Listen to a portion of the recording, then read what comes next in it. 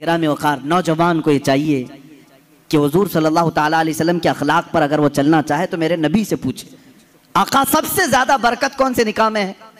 हुजूर ने फरमाया इन्न अअज़मन निकाहि बरकतन ऐसरुहु मऊनतन औ कमा क़ाल रसूलुल्लाह सल्लल्लाहु अलैहि वसल्लम। मेरे आका सल्लल्लाहु ताला अलैहि वसल्लम की हदीस है, फरमाते हैं सबसे ज्यादा उस निकाह में बरकत होगी जिस निकाह में खर्चा कम किया गया हो। हुजूर पाक सल्लल्लाहु अलैहि वसल्लम ने फरमाया। अब इसका मतलब कंजूसी नहीं, बखालत नहीं, जिसकी जितनी हैसियत है उस एतबार से करे, अपनी हैसियत से ज्यादा टांग भी ना फैलाए, और अल्लाह ताला ने नेमतें दी है तो बखालत भी ना करे, गुरबा और मसाकीन को खूब खिलाए। इसलिए कि अल्लाह के नबी सल्लल्लाहु ताला अलैहि वसल्लम के तकरीबन 11 निकाह, उसमें सब अलग अलग किस्म के हुए हैं। जब हजरत खदीजा से निकाह हुआ था, हुजूर की उम्र 25 साल की थी और आप तिजारत कर रहे थे और तिजारत का माल था। आप सल्लल्लाहु ताला अलैहि वसल्लम ने जो निकाह फरमाया उसमें लोगों की दावत भी हुई। एक निकाह हुआ हजरत सौदा रज़ियल्लाहु ताला अन्हा से, वो उस निकाह में सिर्फ खजूरें बांटी गई और कुछ भी नहीं।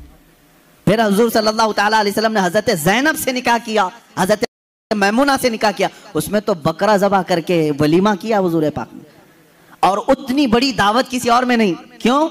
ये मैं हालात बता रहा हूं। जब तुम्हारे पास माल था या माल आया है उस एतबार से तुम्हें करने की इजाजत है, और जब ना हो तो कर्जा लेकर के दिखावा करने की इजाजत शरीयत ने नहीं दी है। शादियों के लिए इस तरह से लोग मकरूज हो जाते हैं। कई लोग ऐसे हैं जो अपनी पता नहीं अजीज अजीज चीजें उठाकर बेचते हैं, नहीं सिर्फ 4 लोगों में मुझे मुंह दिखाना रहता है, मुंह दिखाना रहता है, निकाह करना है बेटी का, निकाह करना है फलां का। और आज के मुआशरे से मैं नौजवानों से कहूंगा, मेरे सुनने वाले जितने नौजवान लोग, अगर नबी से मोहब्बत निकाह होगा, हम जिससे निकाह कर रहे हैं हम ससुर के लिए बला बन के नहीं उतरेंगे। हाँ, आज बहुत सारे दामाद बला बन चुके हैं, बला हैं, वो वबा हैं, इसलिए कि बेटी एक बार दिया है और ये बीमारी जिंदगी भर की लगा लिया है। हाँ, कई लोग हैं ऐसे, कड़वी जरूर है मेरी बात, जिसने अपनी बेटी दिया है और वो पीछे लग गया है। कल ही एक खातून मेरे पास आई, शादी होकर के उसके 9 साल हुए हैं, बच्चे भी हैं। वो रोती हुई आई, कह रही है कि मेरी माँ, उसकी माँ बेवा है, उसके बाप का इंतकाल हो चुका था बरसों पहले, और बरसों पहले मेरे बाप की जो प्रॉपर्टी थी खानदानी, वो मेरी बेवा माँ को मिली है, वो कुछ लाख रुपए आ गए हैं। और जैसे ही मेरे घर में मालूम हुआ है, शौहर ने मुझे बाहर निकाल के घर भेजा है, जा तेरी अम्मा को जो प्रॉपर्टी में मिला है उसमें से 2 लाख मांग के लेके आ। मुआज़ल्लाह, भिखारियों से क्यों शादी करते हो? इस तरह के लोग जो अपनी औरत पर अपना महल सजाना चाहते हैं, उनकी हैसियत बहुत जलील है, बहुत जलील। मैं आपको बताऊं, तुम बर्बाद होना चाहते हो, जिसकी ख्वाहिश है वो मुझसे पूछ ले, मैं बता दूंगा। तौबा अस्तगफिरुल्लाह, कोई नहीं चाहेगा, हर कोई बरकत का रास्ता हमसे पूछता है, लेकिन ये रास्ता भी मैं बता देता हूं, जो अपना बिजनेस और अपनी बरकत सब बर्बाद करना चाहता है, उसके लिए बाज़ बुजुर्गों ने फरमाया, वह अपनी बीवी से जबरदस्ती उसका माल लेकर के बिजनेस में लगाया हो, वहीं से शुरुआत हो जाएगी नहुसत की।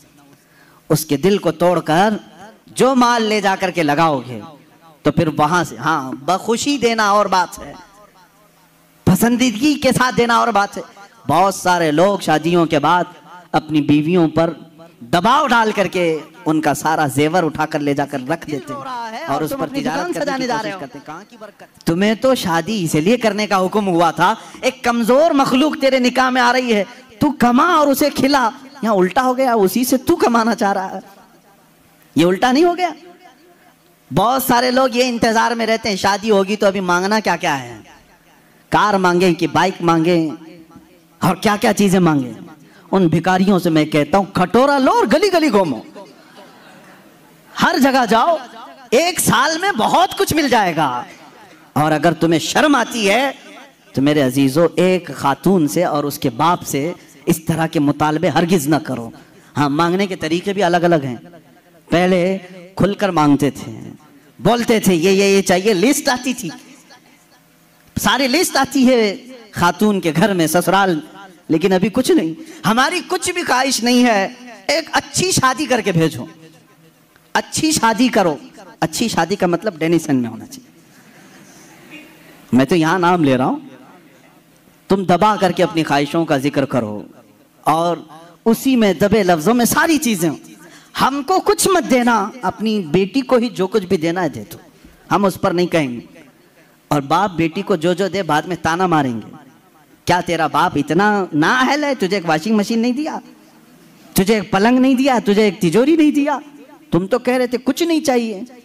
अजीजा ने गिरामी, ये भी तरीका भीख मांगने का ही है, भीख मांग। ये जहेज की लानतों को खत्म करो। जो वो अपनी खुशी से ले आए वो उसका माल है, तुम्हारा नहीं। औरत जो अपने घर से लाती है वो उसका खुद का माल है, शोहर का नहीं, ना ससुराल का है। औरत जब तक चाहे उसे इस्तेमाल करे, वो इजाजत दे तो दूसरे इस्तेमाल करें। तुम शरीयत का मसला समझते हो? अगर उसकी इजाजत के बगैर किसी दूसरे ने इस्तेमाल किया उसके माल को, बाद में गिरफ्तार हो जाओगे। ये मसाइल हल्के नहीं हैं, इसलिए मेरे अजीजों वो और होंगे। मुझे यहाँ मालूम है कि ये रिवाज क्यों आए जानते हैं? यहाँ पर हिंदुओं के यहाँ ये माहौल है, जहेज की रस्म बहुत खतरनाक बला है उनके यहाँ। आज भी औरतें जलाई जाती हैं जहेज के नाम पर। बाज स्टेट ऐसे हैं आज वहाँ जहेज के नाम पर बहुत खतरनाक मामला ससुराल वाले करते हैं। ये रस्म और रिवाज पहले से चली आई, जिसकी वजह से आप लोगों ने ये अडॉप्ट किया। वरना मैं कहता हूँ नौजवानों को अरब में जाओ, शादी करना मुश्किल हो जाएगा। हाँ, वहां पर तुम क्या मांगोगे? तुम्हें बाप एक फूटी कोड़ी भी नहीं देगा लड़की का, लड़की का बाप कुछ नहीं देगा, बल्कि प्लस लड़की तुमसे मांगती है 1 लाख रुपए मेहर में रख, तब मैं शादी के लिए तैयार होती। वहां औरतें मांगती हैं। सऊदी में तो आधा किलो पाव किलो सुन्ना मेहर में देना पड़ता है।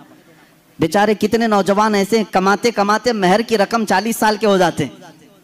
बाहर वहां अरब में आज भी ये रिवाज, औरत का हक है मांगना, मर्द क्या मांगेगा? यहाँ जो हमारा माशरा बदला है उसकी वजह हमारी जो तुम्हारे यहाँ जहेज की लानत आ गई, इसे निकालो अपने हाथ से। और किसी भी औरत के घर उसके बाप पर बला बन करके नाजिल ना हो। जब तुम बाप बनोगे तुम्हें पता चलेगा एक जिगर के टुकड़े को, बेटी को रुखसत करना कितना सख्त तरीन मामला होता है। मेरे अजीजों, जिन बच्चियों को हम अपने गोदों में पाले होते हैं, उन्हें बड़ी किए होते हैं, उन्हें पढ़ाए होते हैं, खिलाए होते हैं, हर ईद बकरीद पर उन्हें पहनाए होते हैं, इन नन्ही सी कलियों को जब बाप रुखसत करता है तो उसका कलेजा टूट जाता है। फिर तुम जानते नहीं, उसके घर से पूरी की पूरी जात लेकर के आ रहे हो, फिर उस पर प्लस तुम्हें और माल भी चाहिए, पैसे भी चाहिए। क्या ये रिवाज हमारे यहाँ नहीं है? रस्म करो तो लड़की के घर में, शादी करो तो लड़की के घर में। पूरे इस कार्यक्रम में सिर्फ वलीमा एक ही है जो मर्द के घर में होता है, बाकी क्या है? सब औरत के घर में करना है। बच्चा हो जाए चिल्ला उसके घर में। हाँ, जितने भी रस्म है, अरे शादी की तारीख फिक्स करनी है, तुम अपने घर में भी तो करा सकते थे, नहीं लड़की के घर में ही करेंगे जाके। जब जब जाएं पूरे खानदान को लेकर उतर जाएं, राशन खत्म हो जाए। ये बला नहीं है तो और क्या है? घर के किचन पर मुसीबत नाजिल होती है हर महीने 2 महीने में। ये इस तरह की हरकत